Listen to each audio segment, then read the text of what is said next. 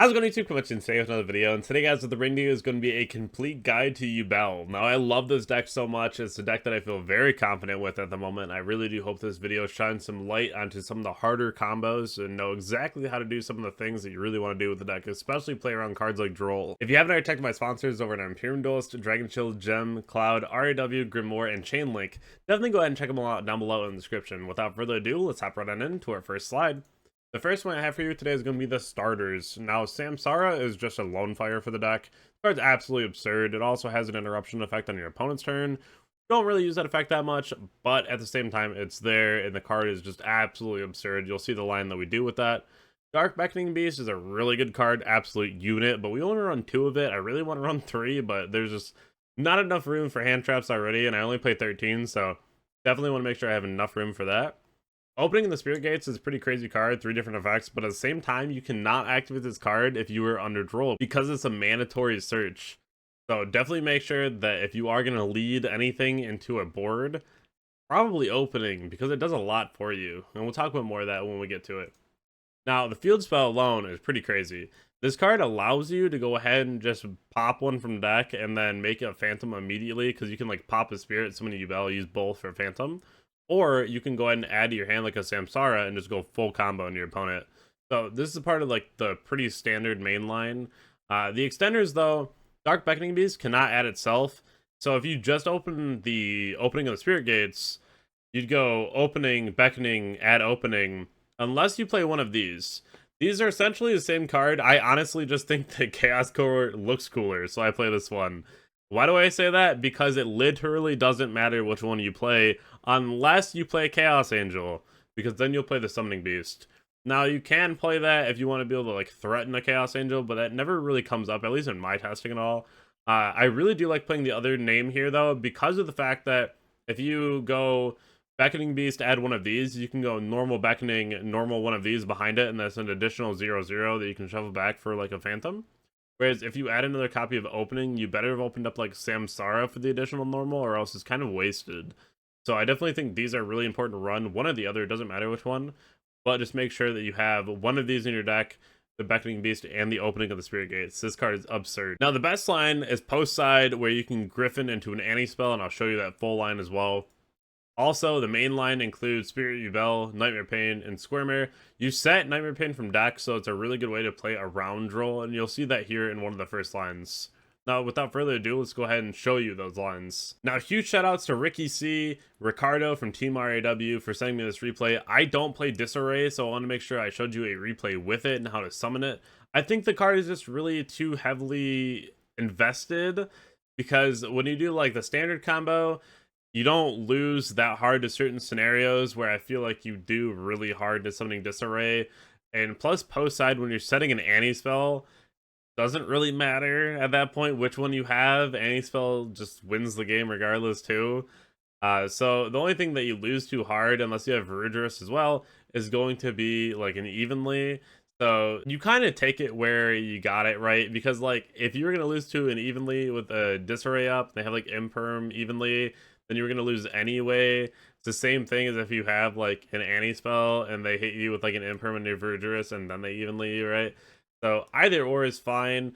This is the line here though with the Disarray. Again, I'm not a huge fan of this card, but it is there to go ahead and negate the Dark Ruler, because you flip the Chamber, which therefore you're responding to Dark Ruler with a trap card, so then you can respond with the monster card to essentially Hot Red Archfiend negate the Dark Ruler.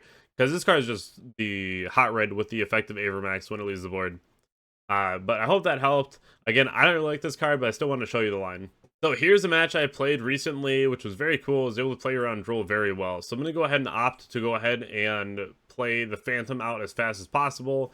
Summon out the Samsara. I did forget to use the Throne here, but it actually worked out really well in my own favor later on. Go ahead and pop the Spirit to add the Squirmer. Summon out the Yubel from the effect of Spirit. Now I'm going to go ahead and use the Squirm effect to pop the Yubel to summon the Incarnate. Go into our Fiendsmith lines now. We'll go ahead and summon out another copy of the Phantom. And we'll go into our Sequentia effect here to go ahead and summon out the Lacrimosa.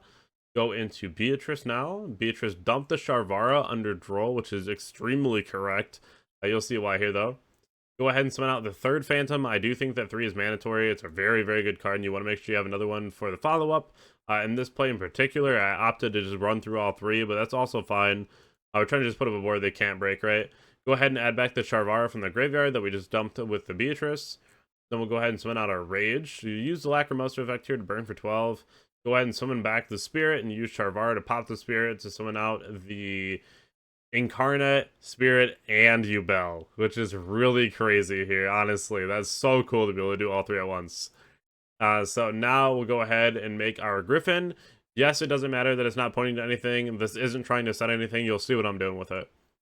So I'll go ahead and use the Fiendsmith effect to Reborn, and then I'll Muckraker it back to the board.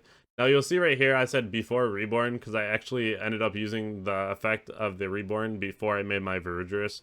We're just testing, so it was fine. You go ahead and overlay the Verudgerous, then you Reborn the Nightmare Griffin. But I didn't want to give them an arrow, so I left the Griffin down here. So it's just really rough on them right now, because the Griffin is in a really good spot. We have Verudgerous, we have Phantom, and then we just use the Phantom to negate like any monster effect, and then it opens up the zone for us to go ahead and Abominable Chamber the Rage back, which is absolutely absurd. But again, I know that you can't Reborn. I caught it like right after, right? So before Reborn, summon the Verudgerous, and then now we have Griffin, Verudgerous, Phantom, Abominable, Droll, and like super follow-up, right? So definitely very cool. Let's go ahead and show you a different line here. So here's a real example of something that happened to me in a match, which was really crazy. It was game 3. So I just had Terraforming, and if there was a hand trap, I was cooked, but there wasn't a hand trap, so I was fine. I also have 2 Veilers and an Ash, so it's still pretty hard to play through that, but I also would have to top deck something crazy. But we're going to go ahead here and just add our Samsara to our hand and normal summon it. Use the effect of Samsara. Go ahead and get our Spirit to set the Pain, to then go Pain Pop to go ahead and grab our Squirmer. Spirit effect and Throne effect now to go ahead and summon out the Yubel and Incarnate. Go ahead and get rid of both of these now and go into our Closed Heaven. Go and shuffle back our Incarnate and our Samsara. We're going to make our Phantom. Now we're going to go from the Closed Sky into our Requiem, send that to the graveyard. Go into our Fiendsmith and then special summon out our Squirmer. Use both of these to go into our Sequentia. Sequentia to shuffle back this, and we'll go into our Lacrimosa. Lacrimosa will now go ahead and get us our Fiendsmith. So you have 2 lines here that you can do. You can either add this to your hand, or you can go ahead and just summon it. If you add it to your hand, you do get to the Lurie, but I'll show you why we're not doing that right now.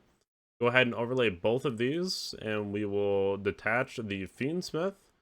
And then now what we're going to do is dump a spell or trap that we want to set. Ideally any spell, but it can be whatever you want. So from here, we're going to go and shuffle back our Spirit, and we're going to shuffle back our Yubel, and we're going to summon out a Phantom. Use both the Sequentia and the Phantom to go into our Yama. Then we'll go Yama effect here to add the Charvara. Link both of these off, and then we're going to go into our Rage. Go ahead and Charvara pop the Rage here. And now we have a couple effects. We'll go Rage effect, and we will go the Yama effect. So Yama will go ahead and bring back the Rage, and then the Rage will go ahead and add us back the Fiendsmith.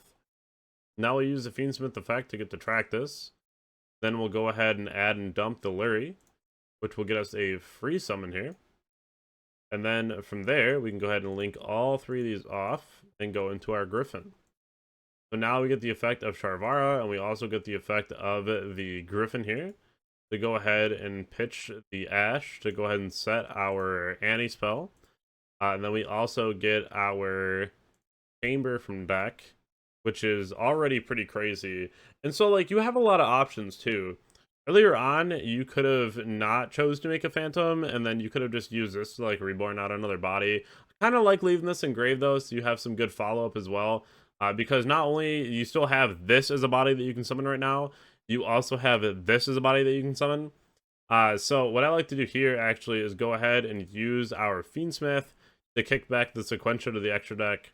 Summon out the Fiendsmith, and just like earlier, I'm going to go ahead and get rid of these. And then what I'll do is make a Muckraker, And then the Muckraker just says that you can target a fiend monster in your graveyard, discard a card, and if you do, special summon that monster. So it doesn't have to be like to an arrow or anything, which is pretty nice. So we'll go ahead here and we'll use the effect, and we'll go ahead and get rid of the Veiler to bring back the Griffin. Which is even cleaner because a lot of times, like, your opponent is just not going to be able to play through this most times if you don't give them an arrow.